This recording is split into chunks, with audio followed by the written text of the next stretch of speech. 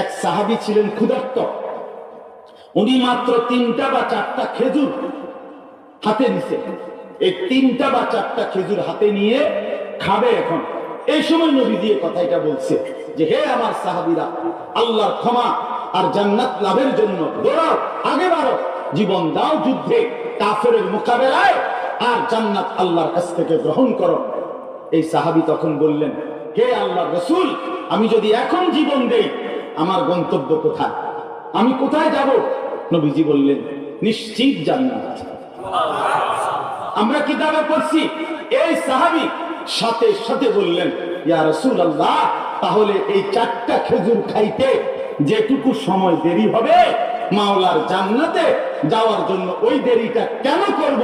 এজন্য একজনের হাতে দিয়েই খেজুরটা নিজে তৎক্ষণাৎ যুদ্ধের ময়দানে ঢুকে জান দিয়ে শহীদ হয়ে জান্নাতে চলে গেছে।